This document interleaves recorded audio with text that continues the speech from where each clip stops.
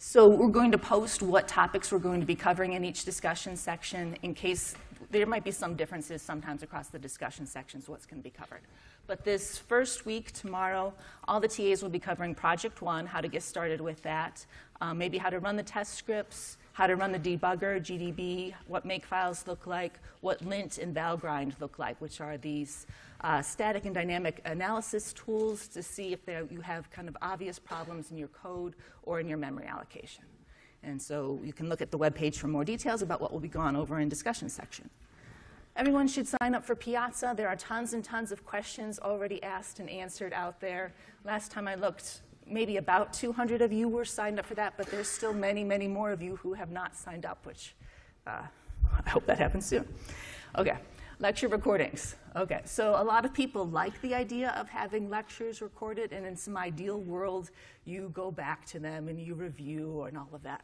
Now, what we have uniformly found many, many times across many classes is that everyone has the best of intentions, and you think, oh, I'll skip class and I'll watch that lecture recording later.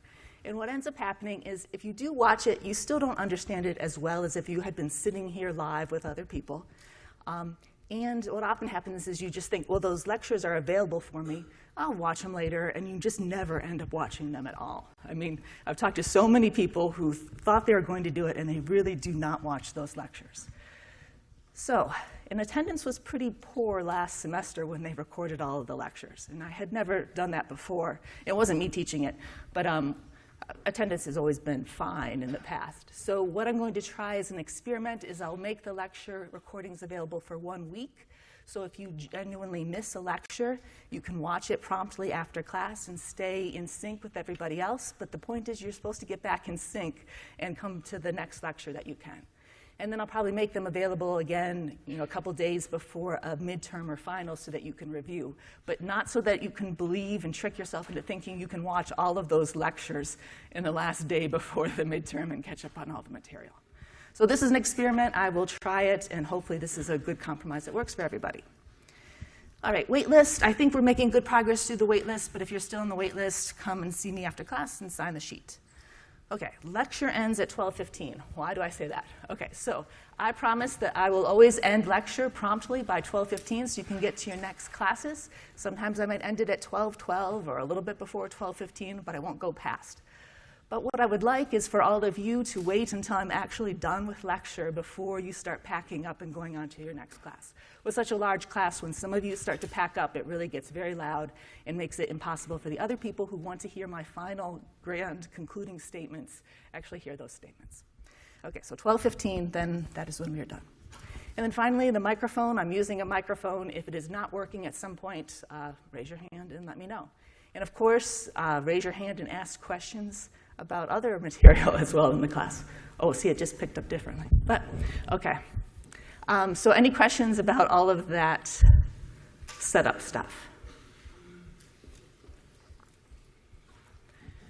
All right. So today we're going to be talking about virtualization, or how we make an abstraction of the CPU so that users can use the CPU more easily and effectively. So by the end of today, you'll know what a process is and what its general life cycle is. And then you'll know about these mechanisms for how the OS gets a process scheduled and running. How does a process interact with the OS through system calls? And then how do we do that context switch? All right, so in last week's lecture, we briefly talked about what is an operating system. So this will just be a rhetorical question for now, but can you remember in your mind, how would you define an operating system if you had to? So I would say that it's software that converts hardware into some useful form for applications. Maybe also that it's a standard library and that it's a resource manager. So what abstraction does the OS provide for the CPU? That's what we're talking about today. It's a process or a thread. What's the abstraction that the OS provides for memory, virtual address space, or just address space? And then what are some of the advantages for the OS providing resource management? We're going to need that to provide protection or isolation across competing applications that are sharing the same resources. And it's going to enable us to do more fair sharing and probably get better efficiency and better performance with what our policies are in the operating system here. Okay, so let's get into lots of details. So switch this around. Okay. So what is our high-level goal of virtualizing the CPU? We want to give each process the impression that it is the only process that's running on that CPU. It's completely isolated from everybody else. And so the way that we're generally going to do this for all of our resources is that we can share one resource. We can multiplex a resource either in time or space.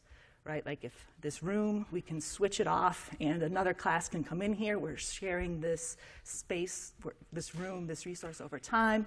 Other classrooms, you could view that as different space, and different classes are going on in different classrooms at the same time with different space. So certainly this can be applied to any resource, not just to computer systems. So we are going to share the CPU over time. In this class, we're going to assume we just have a single uniprocessor or a single core. It does get really, really interesting when you have multiprocessors and you're doing space sharing of processes or threads across those cores in a space sharing way as well. But you can learn about that in a follow-on course. Today, just single core. Okay. So how would we multiplex or share memory? We usually will do that over space, that you have a lot of memory. Different applications can have different pages in memory, and we'll talk about that a lot later. And then disk will also be space shared. Disks are huge. We have a lot of blocks. We can give different blocks to different processes and share that over space as well. But the CPU, it's time sharing. Okay, so that was all high-level stuff. Let's start talking about what's actually going on in a process. What is a process?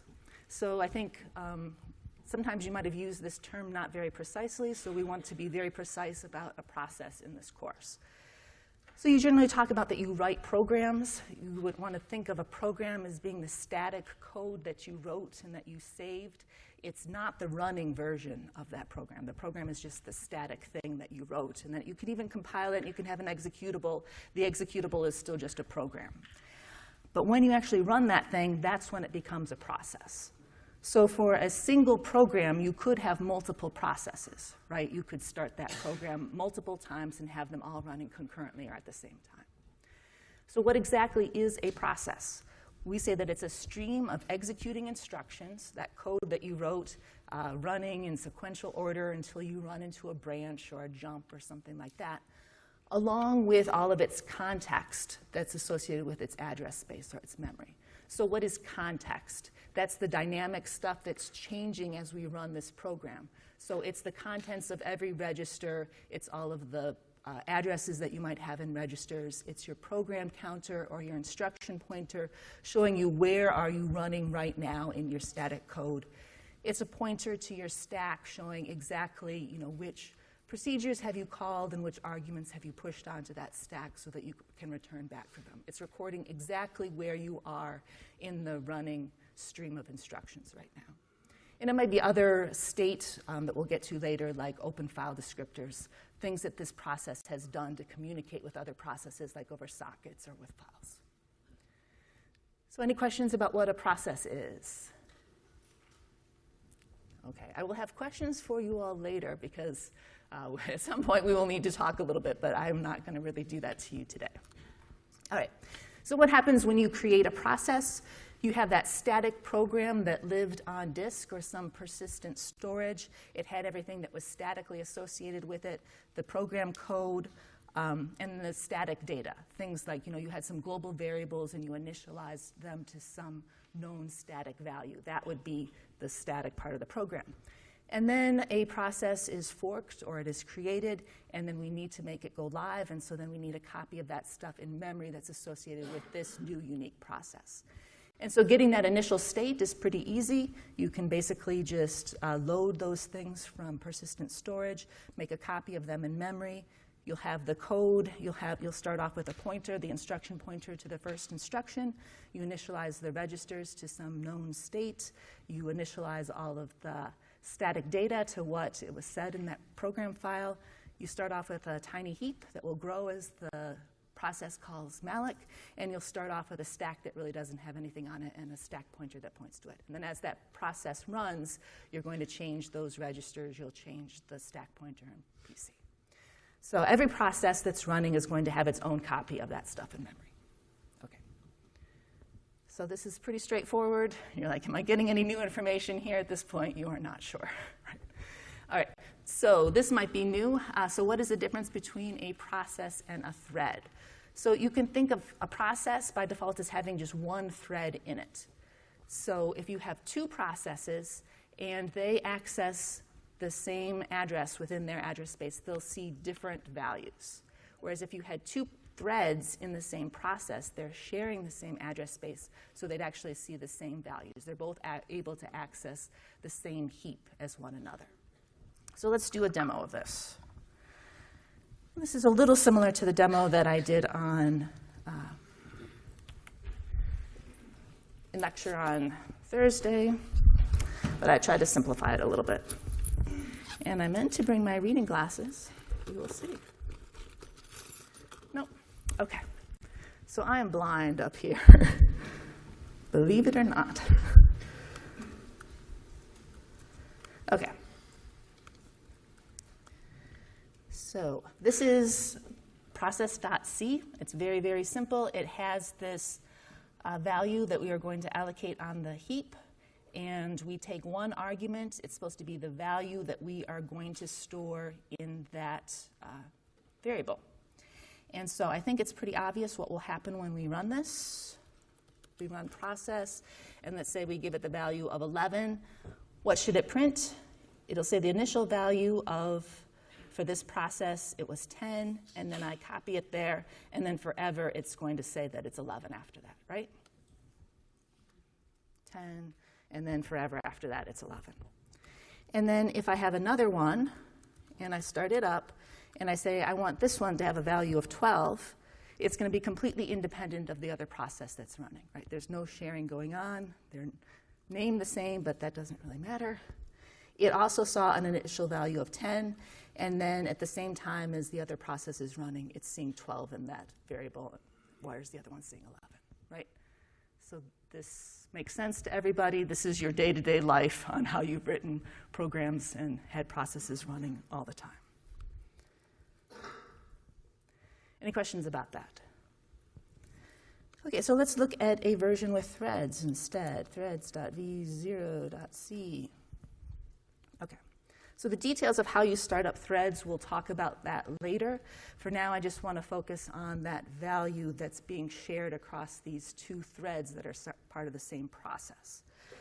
Okay, so now I have a shared variable that's located on the global heap.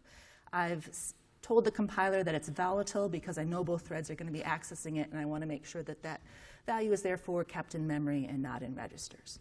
What main is doing is it's starting up two threads, calling this worker function, and it's passing into the first worker the first argument, and to the second worker the second argument, because I want them to each set that variable to a different value. So I just run this once now. On threads.v0. Let's give it 13 and 14 as the arguments. So what are we expecting to happen? When the first thread runs, it's going to print out the initial value of value, which will be 10. Then it's going to print out what it's setting it to, which will be 13. And it'll keep spinning and not resetting it. Then meanwhile, that other thread gets started up. I made it sleep before it does that, so the other one had a chance to get going, and we don't have any race conditions because we don't know how to do locks and synchronization yet. So we're just making them not contend so much.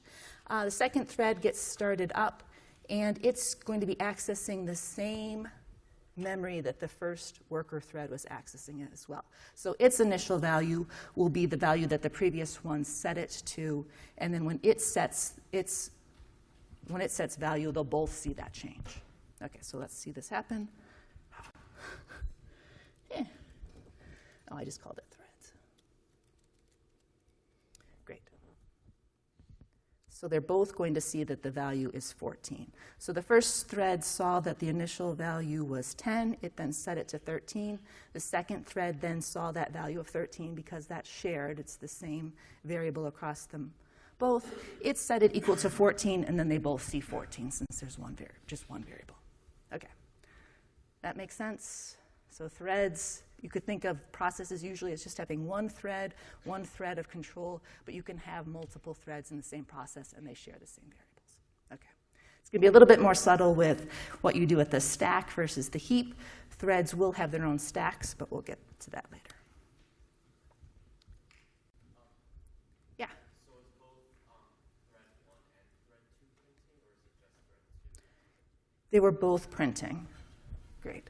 Because they're both running this worker code, and they both get control even though they're in a while loop. The scheduler is switching back and forth between the two of them. Yeah, so that's actually what we're doing today in class, right? We're seeing how in the world can you switch between these two threads when we only have one CPU, though this machine, of course, has more than one CPU.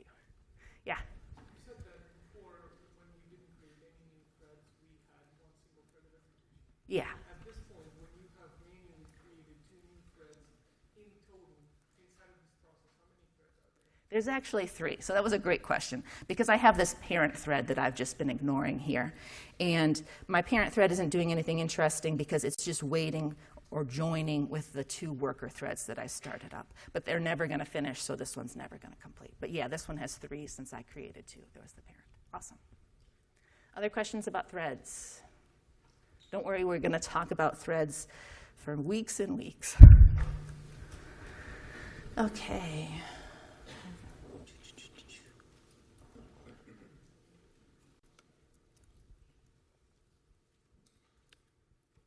Okay, so another term for threads is sometimes a lightweight process, or an LWP, and it's just that thread of running control, the execution stream. It's going to share the address space with other threads that are part of that same process. And so they'll see the same memory as other threads there. Okay. All right, so why do we need processes? So processes are going to be our abstraction for the CPU. It's how we abstract the CPU. So how do we basically share the CPU between multiple processes? We have 3 processes we'd like to run in this example.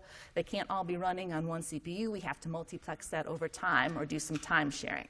So what we're doing in this example is the first process, we've loaded its context from memory onto the actual CPU hardware, into the registers, into the PC, the stack pointer, and so forth.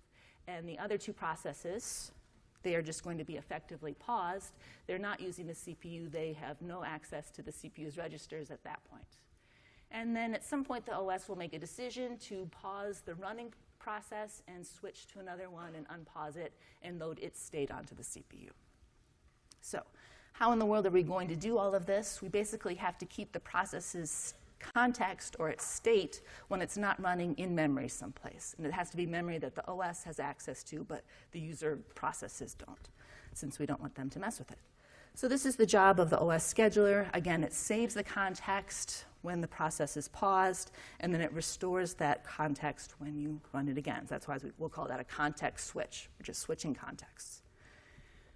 All right, so these are the states that a process will go through. It's a little bit simplified, but basically one process at a time in a uniprocessor system could be in the running state. And then at some point, the OS can make a decision and deschedule it and say, now this process is ready. And it places that on this ready queue of processes that could run if the OS decided to run them. But you might have many ready processes. And then at some point, that OS is going to decide it wants to schedule one of those ready processes. And so it will schedule it, and the other one had to be descheduled. So today, we're going to be talking a bit about how we do that transition. In later lectures, we'll look a little bit more at the other policies that should take place when a running process does some I/O, when it's like writing out to disk. That's very, very slow. You're not using the CPU when you're writing out to disk, because maybe that's going to take a millisecond for that write to complete. And so we block that process. We put it on a separate queue where we're not going to run that process until the I/O is done. When the I/O is done, that process becomes ready to run again, and maybe the OS scheduler will pick it up. Okay. But today we're focusing on the transition between running and ready processes. Great. All right. Okay. So if you would like, I might make these kind of extra bonus points, or maybe they'll just be for your fun and enjoyment. But the O-Step book has a lot of homework that's associated with the reading in these lectures. They're mostly these little simulators that have been written in Python that just exercise different components and let you play around with mostly policy decisions to see that you're understanding everything. So if strongly recommend you take a look at these homeworks. And if you do that, the first one that you'll see is what's called process run. And let's very briefly look at what this does. Okay, so I untarred this thing, un-gzipped it. I have a few things in this file. There's always a README that gives you a ton of details on how the thing works. We are not going to go through all of that. Instead, I'm going to run this for you with some pretty basic, can you see that stuff? Okay. Okay, so I ran it with 2 arguments basically.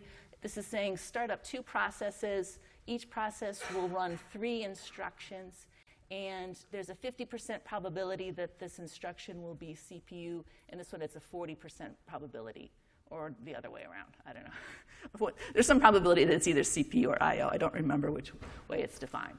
But then it just generated this trace for us that we can then do some exercises with. So we're supposed to figure out what would be scheduled if process 0 wants to do 2 I/O operations followed by 1 CPU instruction, whereas process 1 wanted to do 1 CPU instruction followed by 2 I/O operations. So you have to know a whole bunch of assumptions about the scheduler and what's happening.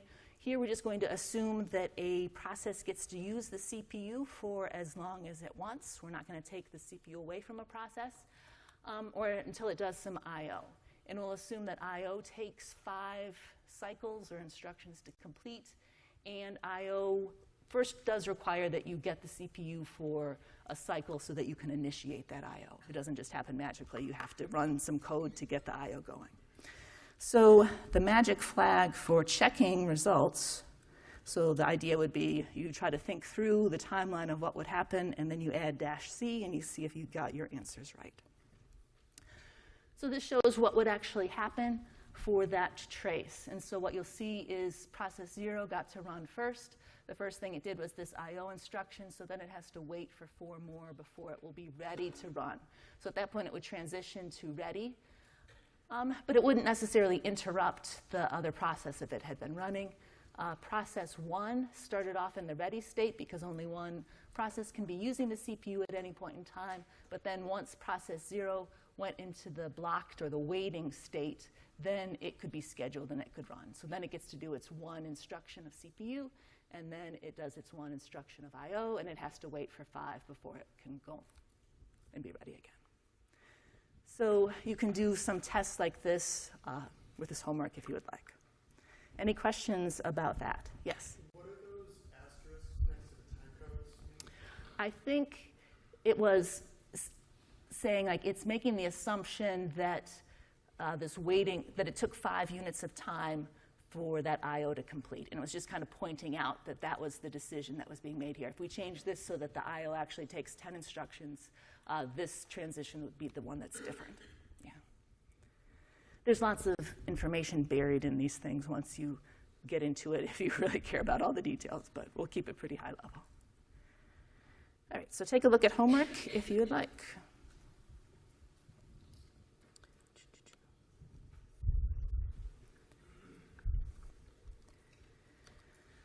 All right.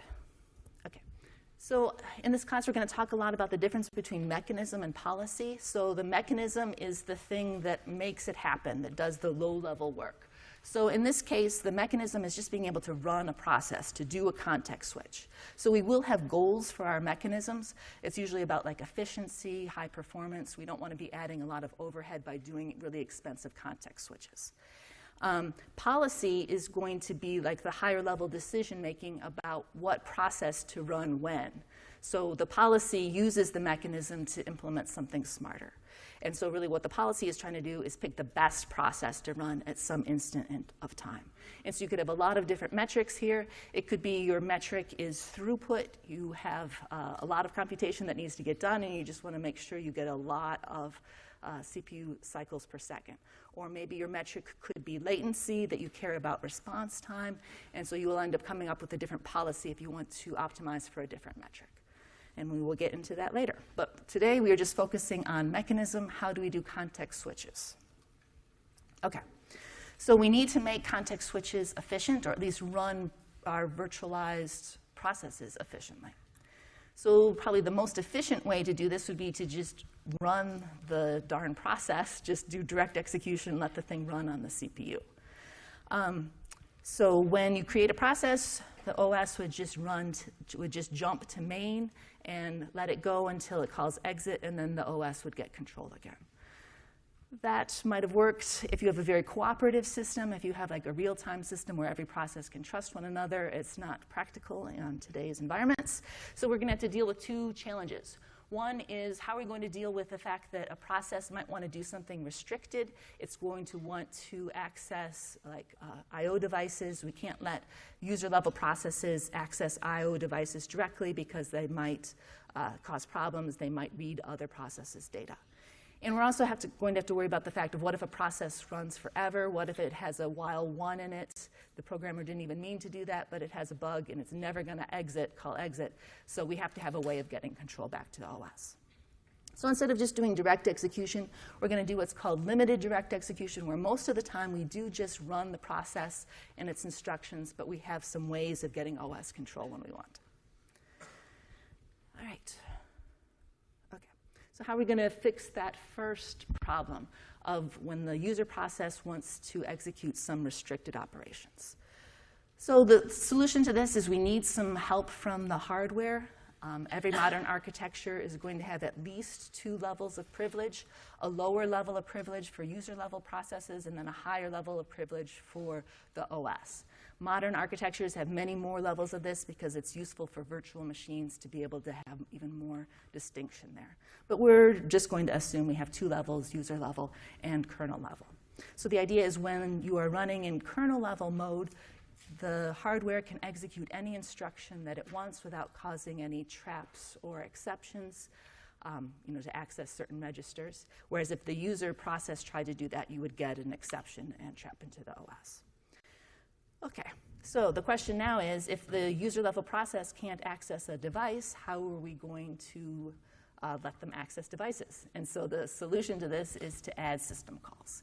And I'm sure you've all called system calls before, but you probably haven't seen how they're actually implemented. So a system call is basically just a function that's being implemented by the OS. So let's look at that in detail. Okay, so this is a picture of memory, address space of a process, plus the contents of the operating system. So process P, our user-level process, would like to make the system call and call sysread. That sysread function lives someplace in the operating system's address space, but P can't just directly call sysread, because if you could just jump arbitrarily from a process any place into the OS, then you could do arbitrary weird functions and have all those types of security flaws. So we're going to have to restrict the entry points into the OS and just make it that you can jump into very specific places. So in general, processes cannot see what is in memory for the OS there. That's not part of its visible address space. And so if P wants to call read, it's going to have to come up with another way to do this. And the way we do that is with system calls. And so maybe you've seen this in 354, maybe not. So the idea is when you want to make a system call, the exact instructions are a little different across every architecture. We're using kind of x86 style architecture here. This is what it'll look very much like when you do your projects in our XV6 emulated environment. But the idea is there's this special instruction interrupt, and you pass it a different number for different interrupts, and 64 corresponds to a system call interrupt. So before we do that interrupt, though, this process moves a special value into a special register that the OS will know how to interpret. That this is just a convention that's being set up, exactly which system calls correspond to which numbers, exactly what register we put everything in, but that's the convention here, is that the read system call is going to correspond to the number 6, and we know to look for that in this particular register. Okay, so what happens when we call interrupt 64? So certainly calling just move into a certain register, that's just a normal instruction. Then the process calls this special instruction, interrupt 64. The hardware knows that what it should do at that point is it transfers over into kernel mode. It sets this magic bit in the processor telling us what mode we're currently in, and it switches from user to kernel. And then it knows that it needs to look up in this trap table for entry number or index number 64. And what's going to be in there is there will be a function pointer to the system call code. Okay, because there's other traps in here, like for divide by 0 or memory faults, and all of those have different function pointers associated with them. But 64 is the system call one. Okay, and I think I went over all that. So we have another table that's the system call table, and it'll be entry 6 in there that we're going to care about. Okay, so when we call this interrupt, we then jump into the kernel mode, and we get the 64th entry there, which is a function pointer, and we start executing at that function, which is the syscall code. And the syscall code basically handles system calls, and it looks to see what, this is just operating system code that you will be looking at in detail in Project 2. You can look to see what value is in that register. You then use that value to index into your system call table, and you follow that pointer to invoke that function, since there's a function pointer there. All right. So you are going to be looking at these functions in Project 2, kind of making a new system call, so adding to this table, kind of looking at how all of that works. All right. So any questions about this? Yeah? Yeah, where do you, so this is a read from a memory address, where do you store the memory address you'd like to read from? The 6 is saying I'm going to do a read. Yeah, I think this slide will kind of answer your question. So when you called read, you had a buffer. That buffer lives in user space. The kernel has to be really careful about trusting that. It has to do some checks to make sure that you're not giving it a bad pointer. But once it's passed those checks and the sysread does its work, it can then, there's a couple of different ways you could do it. You could imagine the sysread works by reading from a device and using some OS memory temporarily, and then doing a copy at the end back to your user level buffer. That's the most straightforward way of doing it. Some people are able to do some fancy things where they'll call it like zero copy read or zero copy network operations. And in that case, you can directly read into buffers, but we'll assume we're doing a copy in most cases from some buffer that you were storing here back to the user. So did that answer the question enough? Yeah. Great. Yeah? Is there a context switch when the system call happens, or the process itself is? No. Well, so think of this as it's still like the process P's thread is running, and now it is in the OS doing this work on behalf of process P. We're later going to look at how will we do a context switch with a very similar mechanism here, but in this case, we're not switching to another thread. We are going to technically be using a different stack that's associated with process P, because the stack that you use in at user level has to be different than the one you use in the kernel, because we can't always trust that user level one. So we are going to switch stacks, but it's going to be a stack that's still associated with this particular process. And certainly that process can, once you're in the OS, you can see any process's address space. Great. Other questions? Okay. So in summary, we basically have to have these two modes, user level and kernel. You can execute any instruction when you're in kernel mode. And the key to transferring over into kernel mode is to do this system call, to do that special interrupt instruction. And when you do that, at the end of that, there's also this special instruction return from trap that switches you back to user mode and puts you back using your own stack and so forth. Okay. So we are at break time. All right, so again, I think it's important for you all to get to know new people. You're going to need new project partners. So please talk with at least 2 people. Talk about courses at this point in the semester. What's your favorite course so far? Why'd you like it? What courses have you liked outside of CS? Please talk to 2 people.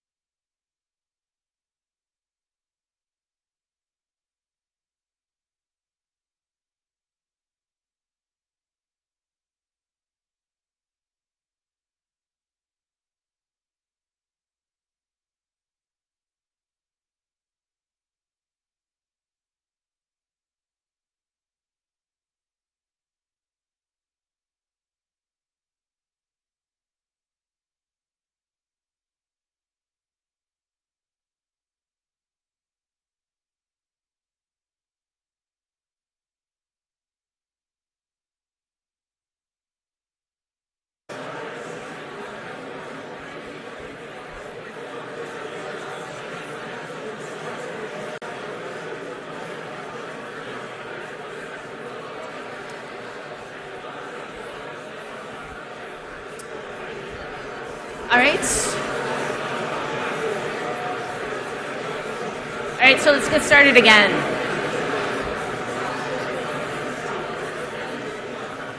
So can I hear about some good courses outside of CS? So anybody have a course outside of CS that's really good that you'd recommend to other people in here? Hey, I keep imagining I see hands, but then I look and no one has their hand up. Some good course outside of CS. Yes, thank you. Awesome. What do you do in there? You read plays. Oh, that sounds delightful. Yes. Any other class that you would recommend to people? Excuse me? Yes. Psychology 532. It sounded like other people have taken that. What is this one? Oh, all right. They're all positive, right? It's all beneficial, everything that we're doing in computer science, of course. Awesome. Okay, so we're going to continue to talk about context switches. So we already solved the problem of how do we get a user process to be able to do system calls, to do these privileged instructions that are inside of the OS. And the next challenge that we're going to solve is how do we take away the CPU from a process that doesn't want to call exit or is malicious or just buggy. Okay, so how are we going to do this? So again, there's two parts to this. There's policy, deciding when you want to take the CPU away from a process. We'll talk about that in our next couple of lectures. Today, it's just the mechanism of how do you physically tear away that CPU from a process that still wants to use it. It's still in the running ready state. So we're often going to see that this separation between policy and mechanism is an important theme, that it helps just keep things a lot cleaner to not have those two things intermingled, that the mechanism is really just something low level that the policy can call and rely upon, and that works well. Okay, so mechanisms again. We're looking at the dispatch mechanism. How do we actually context switch across different processes? So the OS has what's called a dispatch loop that basically whenever it is running, it is switching from one process to another. That you can think of it as there's a process that's running. Of course, when it's actually running, the OS isn't. So this is just kind of abstract. The process that's running gets to run for what we call a time slice, some amount of time, like 100 milliseconds. That would be pretty standard. Then at some point, the OS is going to get control. And we'll see how this is done. The OS gets control, and it stops process A, and it saves its context, all of its registers, and so forth. And then it loads the context of that other process onto the architecture. Okay, so how are we going to actually get control inside the OS, and then exactly what context do we need to save and restore? Okay, so 50 years ago, many years ago, people would do what's called cooperative multitasking. So like MS-DOS would do this. The idea here is that you don't necessarily have a way of tearing away the CPU from a running process. You wait for that process to relinquish it voluntarily. So it can relinquish it through a system call like we saw before. You could imagine you call into the OS, and instead of just doing a system call for you, it decides to switch to somebody else. We're in the OS. We can do whatever we want. Or maybe that process accesses a page that's not currently in main memory. The OS, we'll see, gets control at that point so that it can page that memory in from disk into main memory. The OS could do other things at that point as well, like switching to another process. Or anytime you do something invalid, if you do divide by 0, that's a trap into the OS can do whatever it wants. All right, so that doesn't turn out to be enough points of control. So these cooperative multitasking environments, they'd include this other system call, which our systems do as well, called yield. Yield does nothing other than go into the OS and let the OS decide if it wants to schedule another process or not. So it's just like a no-op or null system call in many ways. And it's just a hint, the OS doesn't have to switch to another process if it doesn't want to. So you could imagine the way that this works is P1 does the yield system call. It looks just like what we saw before, except what happens is that the OS is going to return back into process 2. It's going to look like it just returned from that system call, but it's going to be returning back into another process because process 2 probably called yield sometime in the past, and it was just waiting on its yield. And so when P2 then calls yield again, it'll go back into the OS, and it will return back from that yield call into process 1 that it had made before.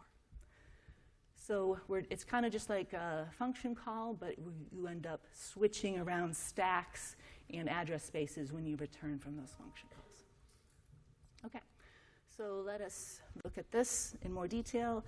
Clearly, you can't just have cooperative multitasking because we're not guaranteed that we'll actually ever call yield or that we'll have page faults or make system calls. So we need to have a mechanism that ensures that the OS gets control at periodic intervals. And so the way that we do that, we just have a timer go off periodically, like every millisecond. This is going to be something that's done in hardware. It might be a timer chip that's separate from the main CPU, or it's just part of the main CPU. You have some way of generating an interrupt every 1 millisecond or some fixed duration there. And so when that timer interrupt goes off, it's just like that previous code path that we looked at for handling interrupts. We switch over to kernel mode. We go into that interrupt handler. We look to see which interrupt are we handling. It's going to be the timer one, and we do the work that's associated with that. Okay.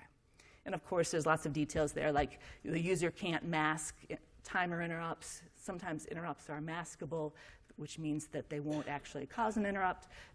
It would not work if users could mask that one. Okay, so let's look at the details of how this is going to work.